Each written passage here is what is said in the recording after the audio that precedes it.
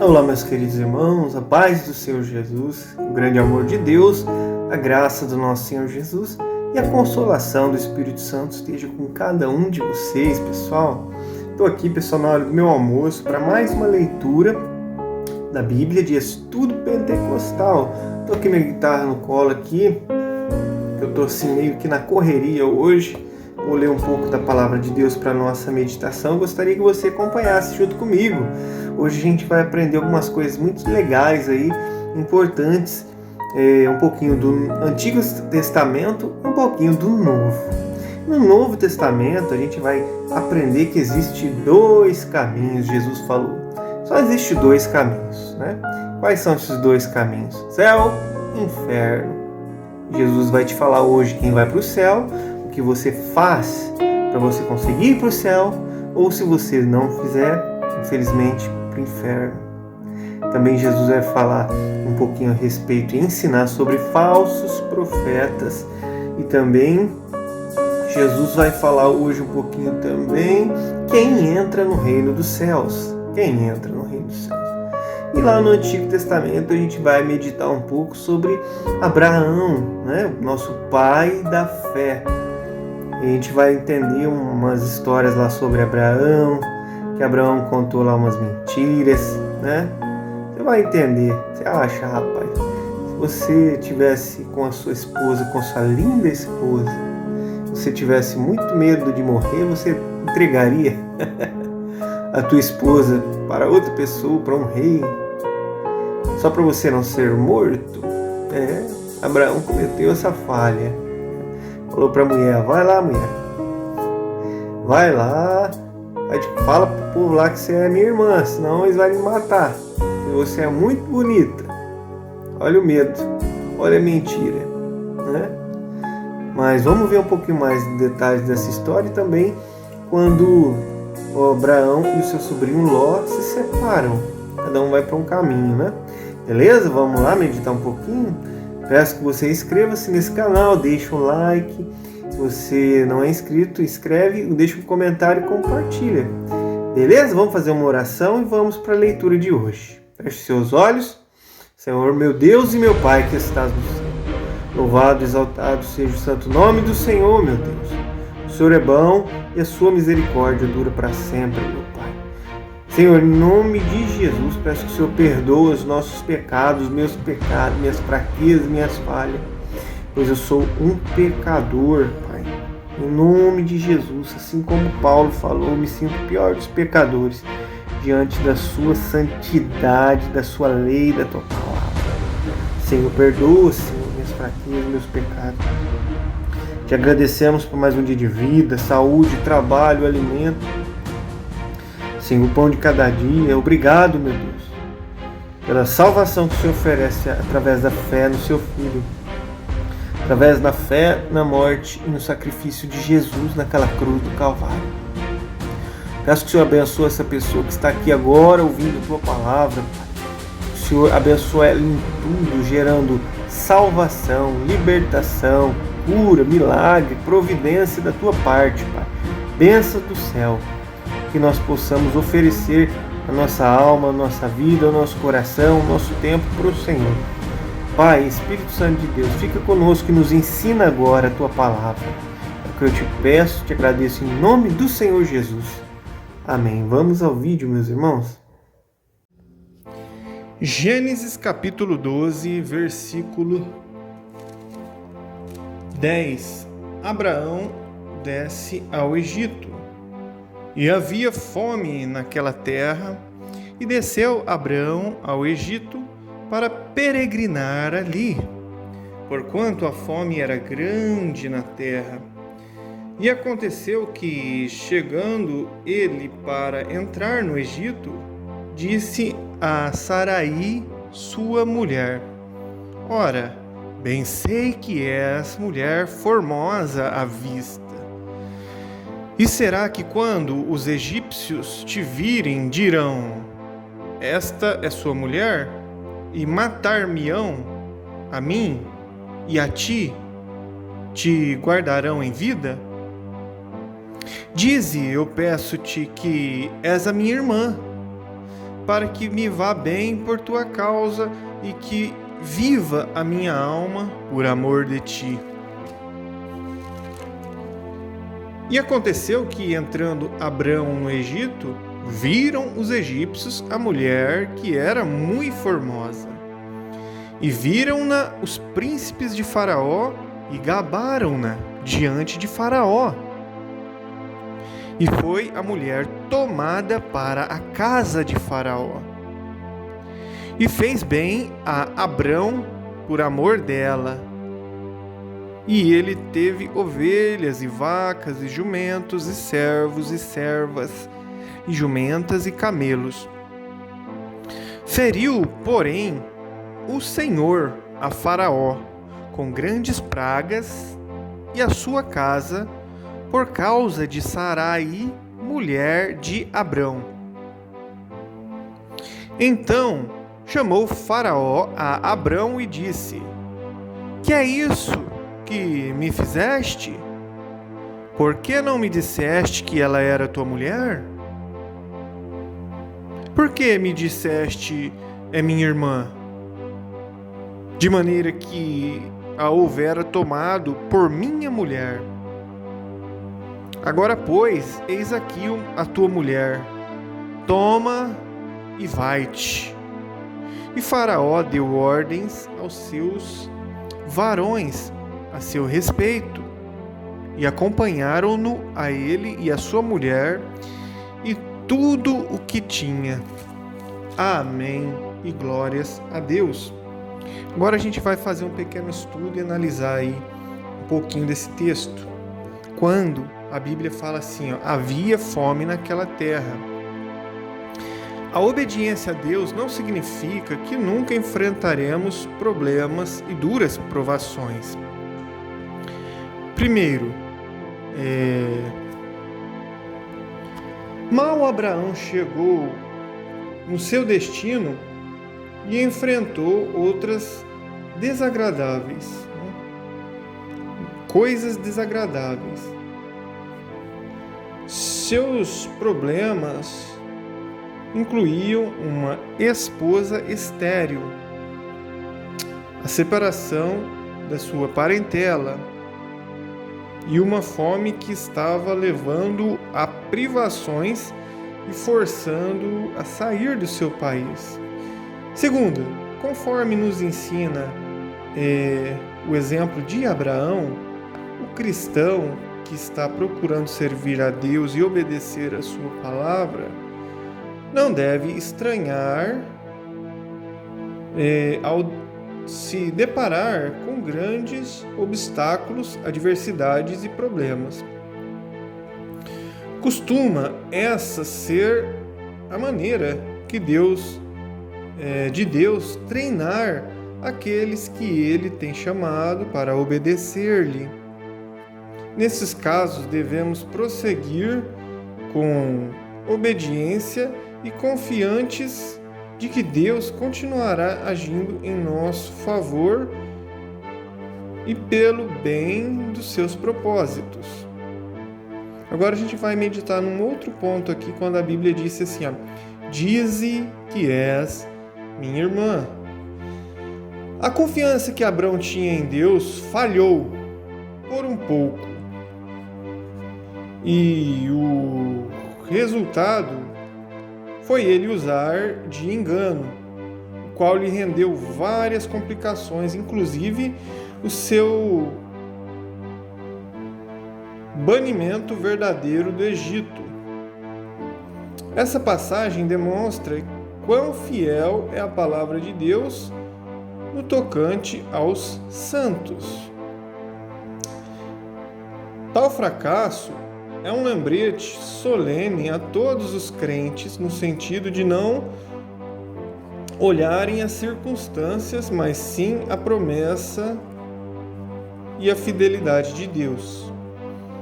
A fraqueza de Abraão também nos desperta pelo fato de Deus, na sua misericórdia, trazê-lo de volta à sua vontade e propósito, sem prejuízos de seus bens. Agora vamos meditar em Gênesis capítulo 13, Gênesis 13, quando diz Abraão volta do Egito, ou Abrão volta do Egito. Subiu, pois, Abrão do Egito para a banda do sul, ele e sua mulher, e tudo o que tinha, e com ele Ló. E ia Abraão muito rico em gado, em prata e em ouro, e fez as suas jornadas do sul até Betel, até o lugar aonde ao princípio estivera a sua tenda entre Betel e Ai, até o lugar do altar que dantes ali tinha feito. E Abrão invocou ali o nome do Senhor, e também Ló, que ia com Abrão, tinha rebanhos. Ló também tinha rebanhos, tinha vacas e tendas, e não tinha capacidade na terra para poderem habitar juntos, porque a sua fazenda era muita, de maneira que não podiam habitar juntos. Agora a gente vai ler sobre Abrão e Ló separam-se. E houve contenda, briga entre os pastores do gado de Abrão e os pastores do gado de Ló. E os cananeus e os ferezeus habitavam então na terra. E disse Abrão a Ló: Ora, não haja contenda entre mim e ti, e entre os meus pastores e os teus pastores, porque irmãos somos. Não está toda a terra diante de ti? Eia, pois, aparta-te de mim. Se escolheres a esquerda, irei para a direita, e se a direitas escolheres, eu irei para a esquerda.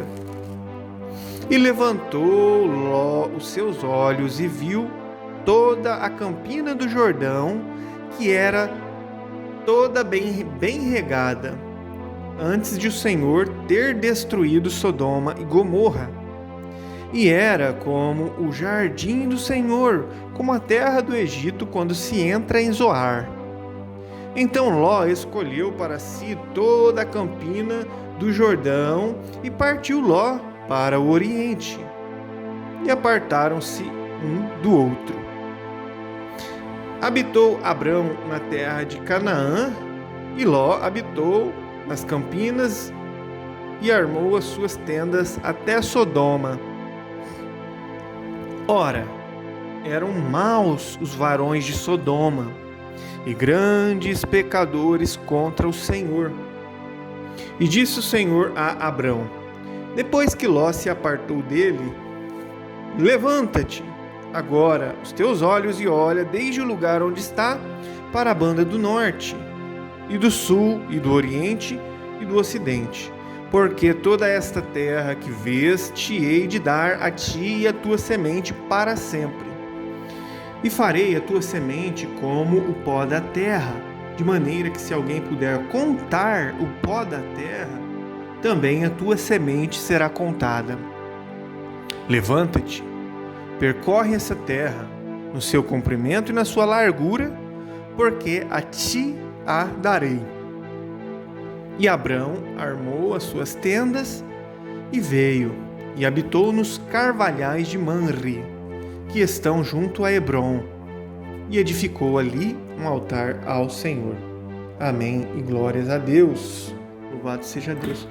Agora a gente vai meditar em alguns pontos sobre essa leitura.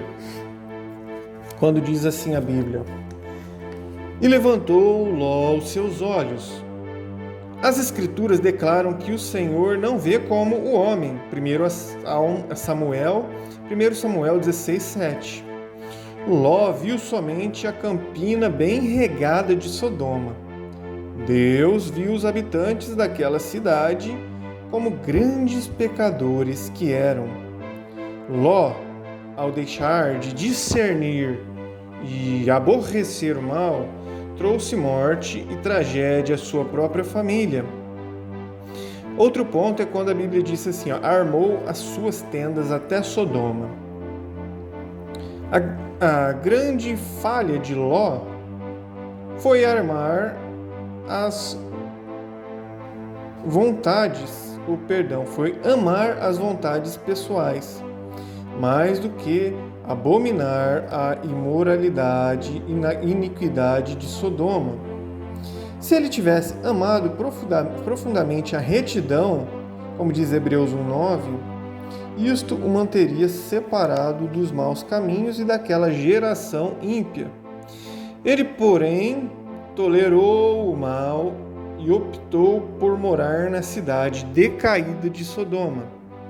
Talvez tenha raciocinado que as vantagens materiais, a cultura e os prazeres de Sodoma compensariam os perigos e que ele tinha forças espirituais suficientes para permanecer fiel a Deus. Com isso em mente, ele, juntamente com a sua família, ficaram expostos à imoralidade e à impiedade de Sodoma. Só então ele aprendeu a amarga lição de que sua família não era forte o suficiente para resistir às influências malignas de Sodoma.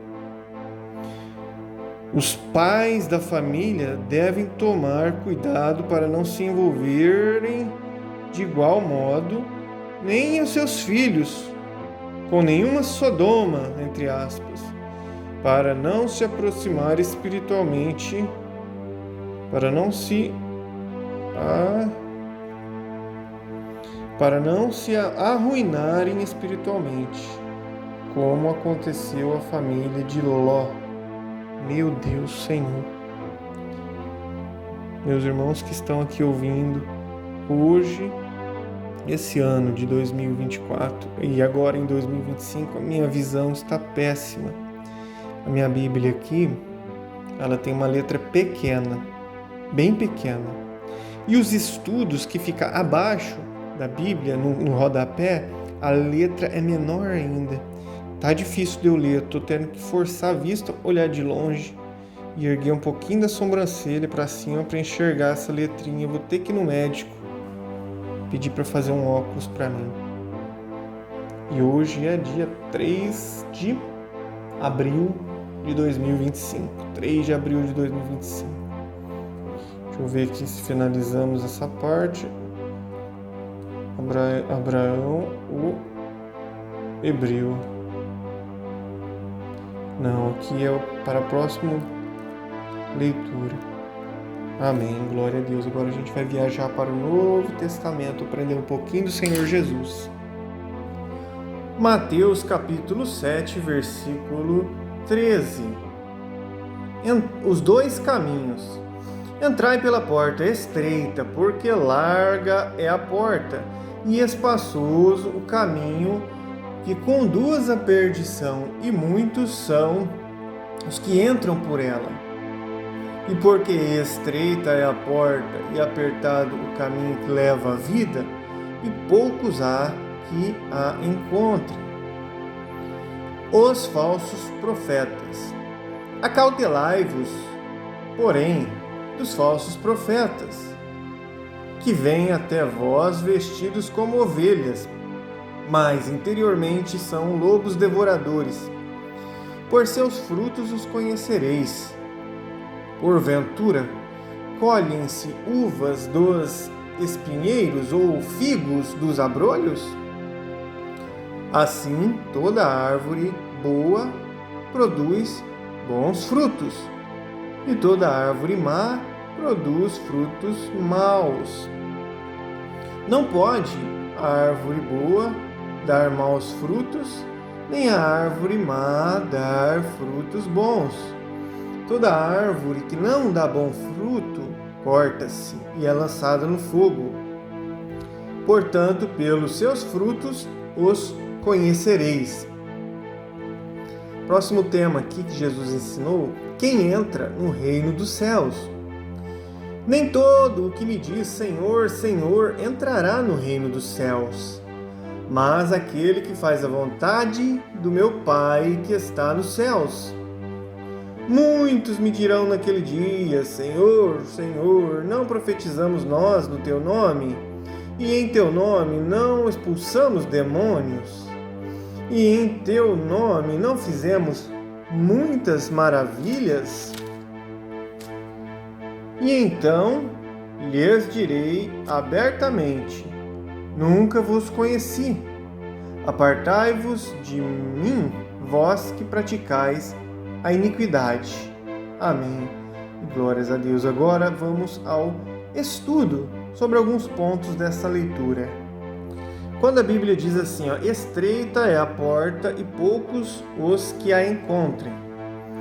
Cristo ensinou que não devemos esperar que a maioria o siga pelo caminho que leva à vida. Primeiro, porque são poucos os que querem entrar pela porta humilde do verdadeiro arrependimento e em seguida negar-se a si mesmo para seguir Jesus e esforçar-se sinceramente para obedecer os seus mandamentos, buscar zelosamente o seu reino e a sua justiça e perseverar até o fim com verdadeira fé, pureza e amor. Segundo ponto é que Jesus, no Sermão do Monte, descreve as grandes bênçãos que pertencem aos discípulos do seu reino. Mas ele também ressalta que esses discípulos não escaparão da perseguição. Além disso, contrastando com alguns evangelistas que pregam ser salvo, é uma das coisas mais fáceis neste mundo. Jesus ensinava que segui-lo importa em sérias obrigações no tocante à justiça, no tocante à aceitação da perseguição, no tocante ao amor aos inimigos e à renúncia pessoal. Outro ponto quando diz assim, acautelai-vos dos falsos mestres. Mais para frente teremos aí um ensino específico, um estudo grande aqui ainda sobre os falsos mestres. Agora vamos ver um outro ponto, quando a Bíblia diz, por seus frutos os conhecereis. Os falsos mestres exteriormente parecem justos, mas interiormente são lobos devoradores. Eles devem ser identificados pelos seus frutos.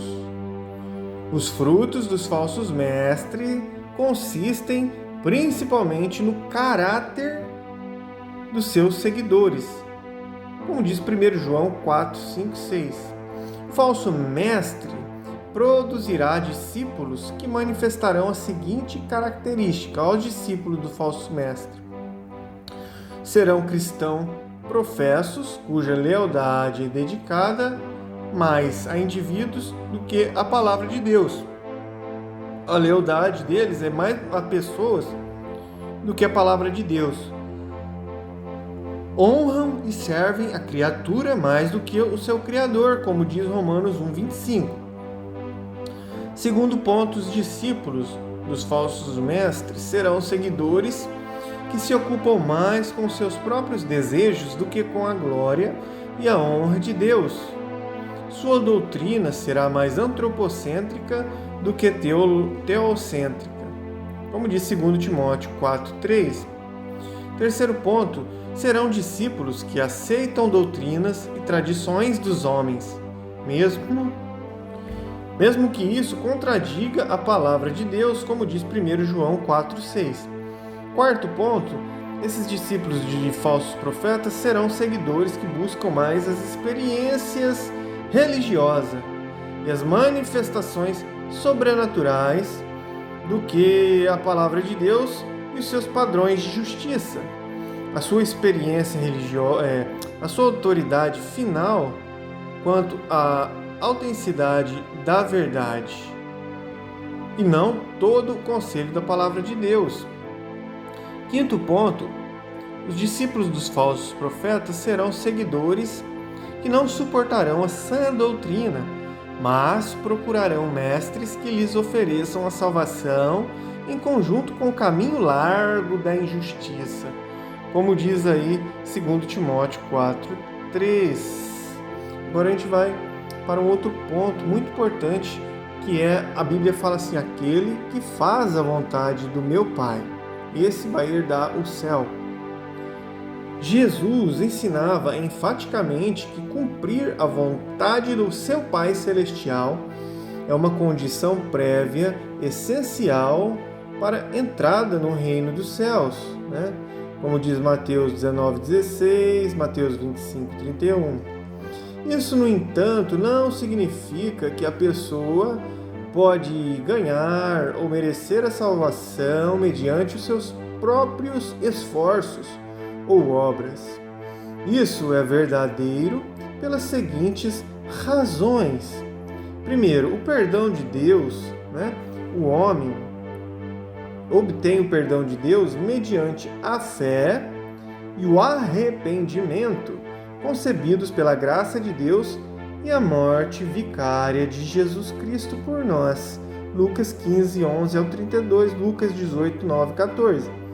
Segundo, a obediência à vontade de Deus requerida por Jesus Cristo é uma condição básica, conducente à salvação, mas Cristo também declara ser ela uma dádiva ligada à salvação dentro do reino. Embora seja a salvação uma dádiva de Deus, o cristão deve buscá-la continuamente, recebê-la e evidenciá-la mediante uma fé sincera e decidido esforço. Esse fato é visto na oração dominical e nas muitas exortações para que o crente mortifique o pecado e se apresente a Deus como um sacrifício vivo, como diz Romanos 6:1-23, Romanos 8:1-17, Romanos 12:1. Terceiro, o cristão pode fazer a vontade de Deus e viver uma vida justa em virtude dessa dádiva. A graça e o poder de Deus e a vida espiritual que lhes são comunicados continuamente mediante Jesus Cristo. As Escrituras declaram que pela graça sois salvos por meio da fé. Isso não vem de vós, é dom de Deus, porque somos feitura sua. Efésios 2:8-10. Um quarto ponto aqui é que Deus sempre torna possível a prática da obediência que Ele requer de nós. Isso é atribuído à ação redentora de Deus, porque Deus é o que opera em vós, tanto o querer como o efetuar, segundo a sua boa vontade.